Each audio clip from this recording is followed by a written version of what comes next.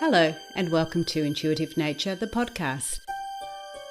My name is Susan Jane and I believe that trusting your intuition is the best way to live your life with meaning and purpose. Each week you will hear about how you can connect, develop and trust your intuition through meditations, readings and my own personal experiences. Join me to understand how your intuition can guide you towards a life full of meaning and loving purpose.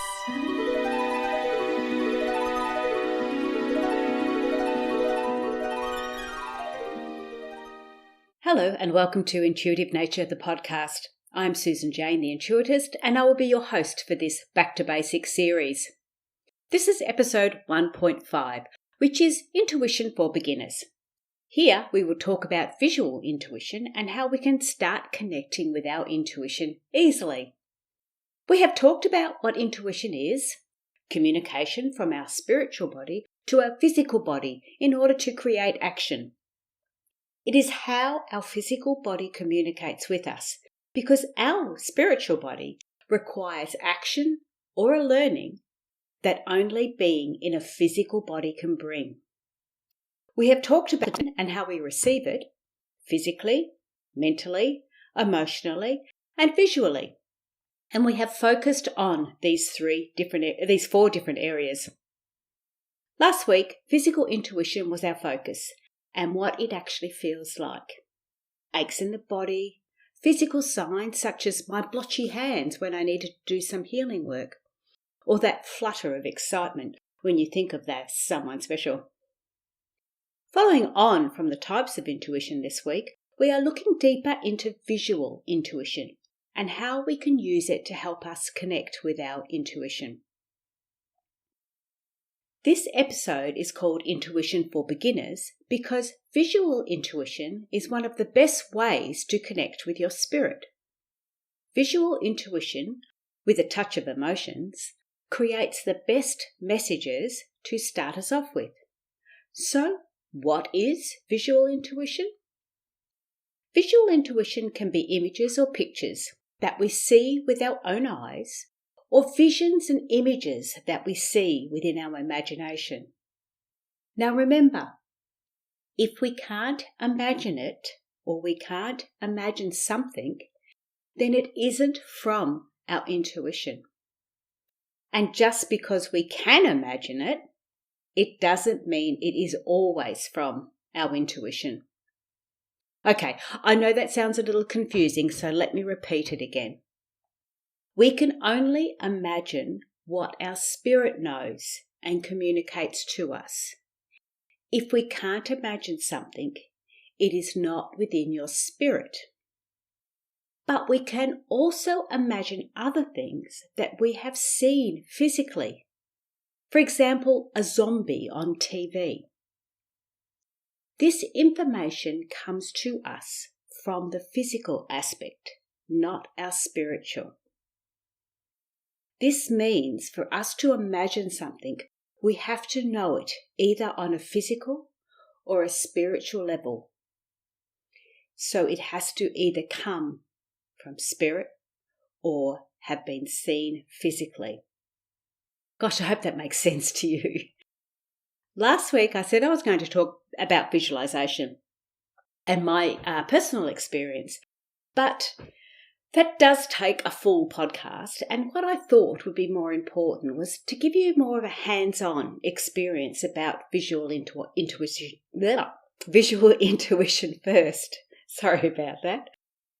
When we talk about visual intuition, we first think about the visual signs or messages and images that pop up as constant reminders. This can be very exciting, but sometimes a little challenging to decipher exactly what they mean. But this is where Google is your best friend. But let me explain a little more. Visual intuition happens when we experience visions, dreams, or figments of the imagination. These can be literal or symbolic and can have a major effect on us, as they seem to be telling us something because they continuously play in our head. Visual intuition can also be brushed off as just a dream, or thinking that it was a little weird without really understanding what it means. This form of intuition is the most common, although it's probably the least recognized or acted upon. One way that I see a lot of visual intuition coming through me is through numbers or numerology. At one stage in my life, I was constantly seeing the numbers 1, 2, 3, 4 running in row. Now, I don't know how often you look at your computer screen and notice the time, but for a while there, it seemed like it was 12:34 every day, every time I looked at the computer. It also popped up on the treadmill, telling me that I'd been walking for 12 minutes and 34 seconds. And I noticed it driving by houses or shop numbers, always running 1, 2, 3, 4. How does this happen? Why is it that we see or take notice of that number and not others? Why is it that we wake up at a certain time during the night only to look over at the clock and see the same number as we did the night before? This is visual intuition getting your attention. But what do we do with that? Well, this is the fun bit. We Google it. If you Google 1111 or 1234 and see what comes up, the majority of times the first link that comes up will be angel numbers. Now, these are pretty similar to numerology, although I personally find numerology has a deeper understanding. But I always check the angel numbers. And it really doesn't matter which way you look at it, as long as you get some information about the number. So here's an example of angel numbers by a lady called Joanne from Joanne's Sacred Scribes. Angel number 1234 indicates that you may have to put some hard work and effort towards a new project, venture, or important life change. And these will be long-term benefits to yourself and your loved ones. Trust that the work and effort you have put in towards achieving your goals and aspirations will be well worth your while, and you will find long-term success and personal fulfillment. So that's what angel number 1234 means. Thank you, Joanne. I can't actually remember what was happening in my life at the time, but that was a great reminder for me to keep going. Because it was only yesterday that I thought about the podcast, and I thought they were creating too much work for me, especially with my other job coming back after COVID-19. I was thinking of stopping them, but I'm actually enjoying putting them together, and I hope you enjoy listening to them too. And if it's something you particularly want to know, just ask me. Now, there are a few ways that we can connect with our intuition, but this week we are looking at visual intuition. I thought you might like to do what I used to do when I was just starting out. When I first started connecting deliberately with my intuition, I did it through the use of oracle cards. I had heard of tarot cards, and for some reason I was not drawn or attracted to them. There seemed to be that darker element within them, and I stayed away. So when I saw my first Doreen Virtue oracle card deck, I was hooked. I have tarot cards now, but I still seem to resonate better with the oracle cards. But of course, the choice is yours. Whatever cards you use, the best ones, to start off with, are the ones with limited writing on them. To improve our visual intuition, we want to understand the colours, the images, and the overall feeling we get from the card or from the image. In my book, Intuitive Flowers, Empowering Your Emotional Goals, we go through the colours, the shapes and numbers and see what is in the image. So you learn first to look at the analytical aspects and then merge into the feelings, followed by your intuition and what it relates to. Because this is a podcast, it's a little challenging to show you what I mean. But let's say I ask you to picture a flower in your mind. Most of us can easily imagine a flower. But the variety of flowers there are, it is incredible to imagine how many there actually is. So if I asked you to imagine a red rose, what would yours look like? Now, if I asked you to find a picture of that red rose and you Googled red rose images, again you would be astounded by how many images come up. There'd be red roses in bunches, red roses growing in shrubs, red roses cut in flowers, close-ups of red roses, distant red roses in bud. The choices become endless, which is why it is good to start with exactly what you can see first, and then let your intuition guide you further. Okay, so let's get into some hands-on connection. Those who are driving, please wait until you get home. If you have a deck of cards that you can use or a picture of a flower, grab them and we'll get started. Now, if you don't have a deck of cards, just Google an image. Pick up your favourite flower and put that on your phone so we can look at it from there. What I have found, what I've got in front of me, is Doreen Virtue's fairy card. Now, this card or deck of cards belonged to my sister who passed away over 10 years ago. These were my very first deck of cards, which I gave to her before she was diagnosed with a terminal brain tumour. I haven't touched them much after my brother-in-law gave them back to me. But on her passing, I feel that it's very appropriate for this podcast, that just sort of wanted me to bring them forward. So if you've got your deck in front of you, you're ready, give it a shuffle and pick a card. Choose your card. If you're not driving or operating heavy machinery, use your phone and find a flower image you like so we can get started. You ready? So I've shuffled my card and I've pulled out one and placed it on the top. It is funny that I'm writing out the podcast ready to share with you, and the card I pulled is called Making New Friends. Now, my intuition kicks in straight away, and it makes me feel connected to you, not just as a listening audience, but more like making new friends with you while you are listening. And when I look at that image, that's the first feeling I get, that I'm not just talking into this microphone and watching the buzzers go and things like that. I'm actually relating and creating new friends. So that was a lovely card to pull. There was an instant connection. So my intuition did kick in straight away. Is there an instant connection with you? Does looking at your card or the flower, does it connect with you? Does it connect with what's happening in your life at the moment? Is your intuition telling you something?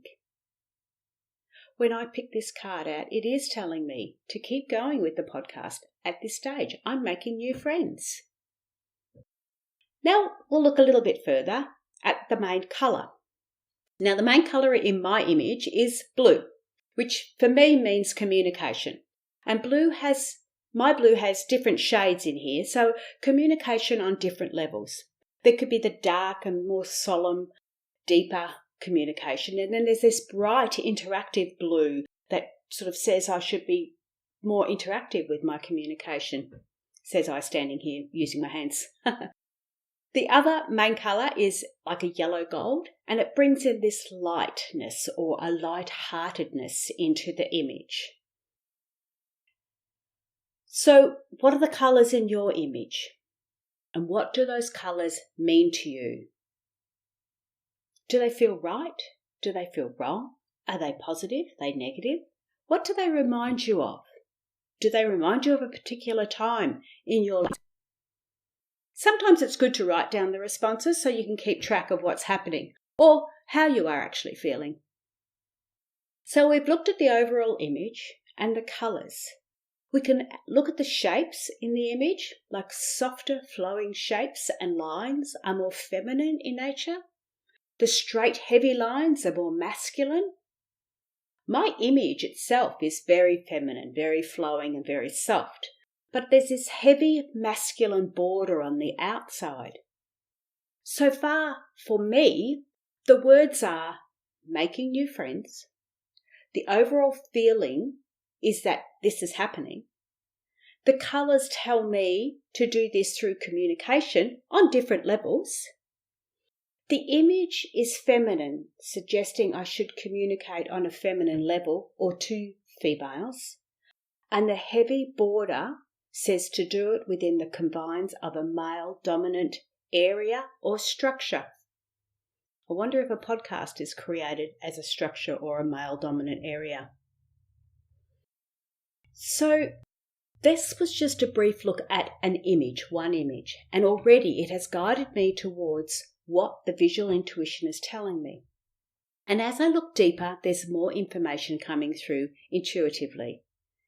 This is how you connect with your visual intuition. Start off with what you can actually see, and then let your imagination come through and your intuitive messages will flow. Now you can break down each section, each area, and get information about all of it. When you learn to do flower readings, there are 16 different elements you go through to understand what your intuitive flower is telling you about achieving your emotional goal. Awareness is the key to understanding the intuitive information and how it's making you feel, think, see, and what you are becoming aware of. Visual intuition will have you looking at everything and wondering why you are noticing things in more details. As you become more aware of the information, it doesn't have to be as pronounced or obvious. You start to pick up little things without realizing.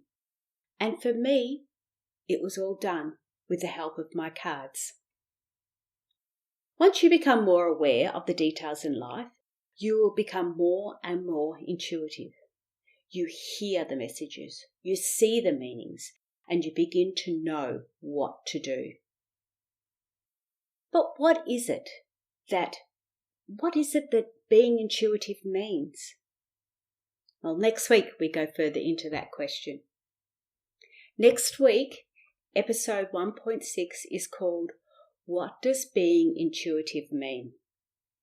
Now, although being intuitive means receiving information in the here and now because of the guidance it can help you with, it also can help you with the future as well. When we break it all down, intuition actually means inner tuition, or tuition being teachings or learnings, and from the inside, so inner tuitions or teachings. That's what it means to be intuitive, to listen to that inner tuition. But for now, that brings us to the end of this episode.